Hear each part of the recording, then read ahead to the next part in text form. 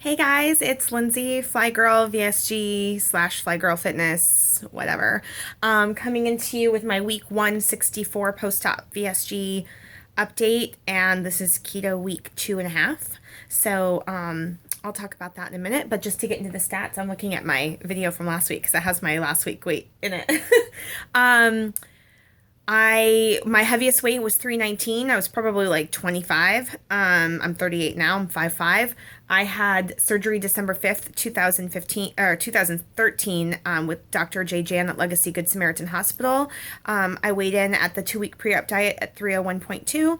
I weighed in day of surgery at 291.8. My lowest weight thus far is 181.2. My highest regain number is probably 229. I started keto. I weighed in January 2nd at 227.6. I weighed in last week at 222.0. I weighed in today at 220, but I saw 217 point something, and then it changed its mind. And this week I've seen 218.4.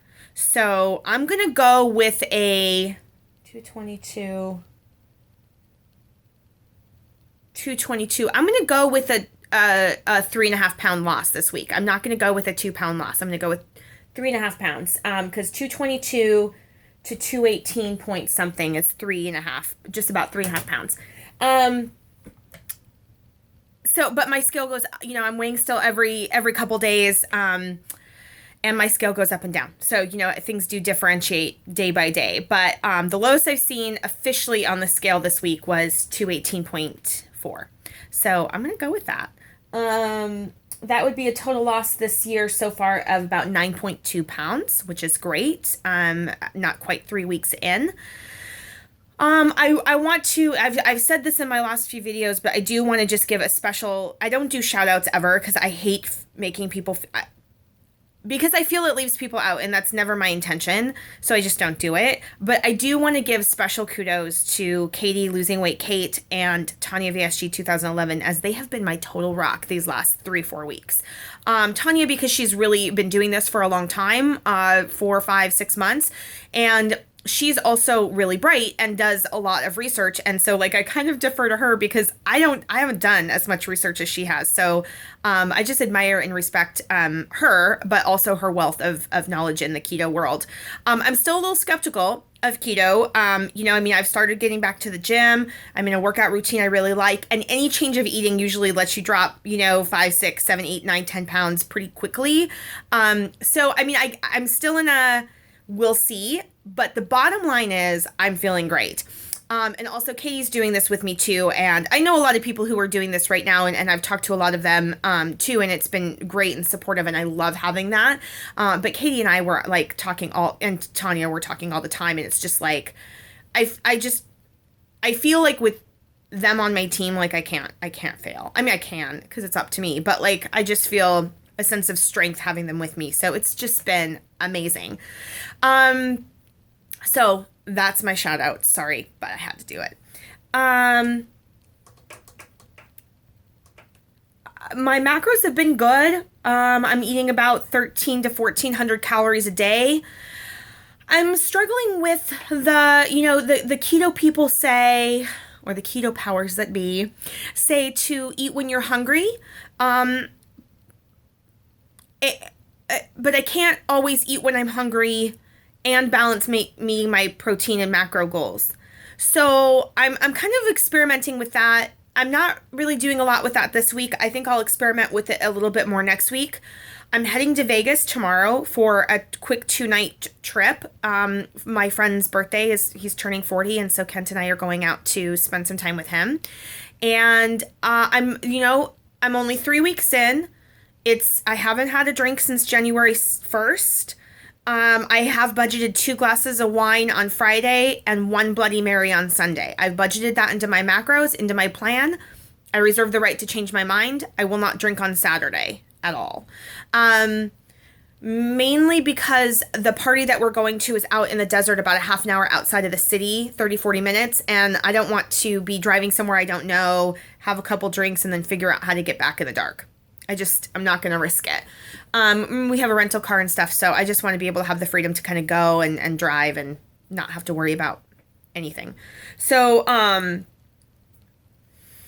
I've budgeted that. And I don't know that I'll drink or not, but I've put it in my plan.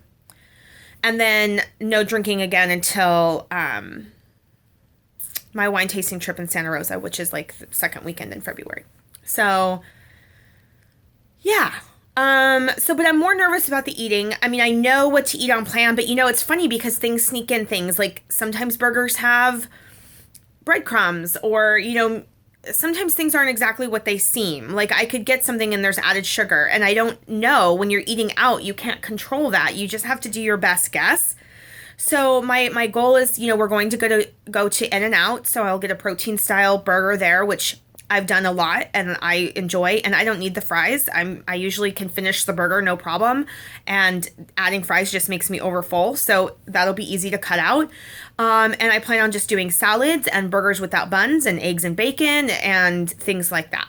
And as the primary driver, then we can bar hop, and my husband can drink all he wants, and he won't have to worry about getting around safely. So that's the goal. We'll see how I do. It's the first time I've obviously traveled without carbs, and it's not the first time I've traveled without a specific plan, but like being on, I always have fries, or I always have a bite of the bun before I take it off. I always, but it doesn't mean I have to.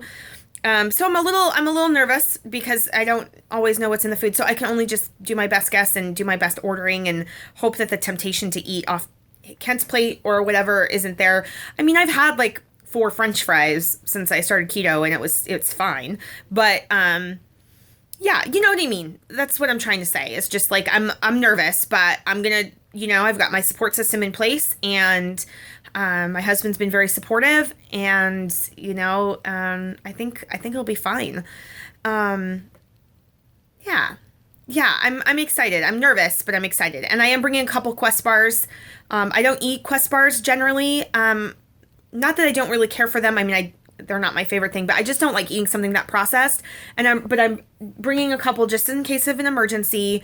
I'm bringing some nuts just in case of an emergency, and I'm bringing some stevia drops for my water too, so I can just have bottles of water with some drops, so I don't have to worry about how that plain water can be difficult for me sometimes. Not all the time, but sometimes, especially if it's warm. I don't know. Anyway, I don't like warm water, so it doesn't matter. But that's the plan for Vegas, and we'll see how I do weigh-in wise when I get back on Sunday night, and I'll weigh in on Monday and see what happens. So I'm going to track. I'm going to be really good about that, and just, yeah, we'll see what happens. I've said that like 18 times. We'll see what happens.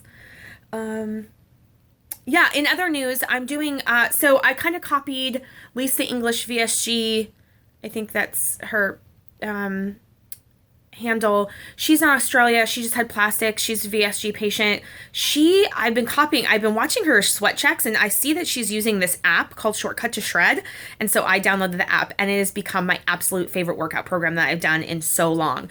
And the reason why is because normally I go to the gym and I lift weights for about an hour. And the reason why it takes so long is because I do my sets, and there's a 1 to 3 minute rest period between sets, right? And so I'm just sitting there. And then I go and do my 20 or 30 minutes of cardio, which I hate.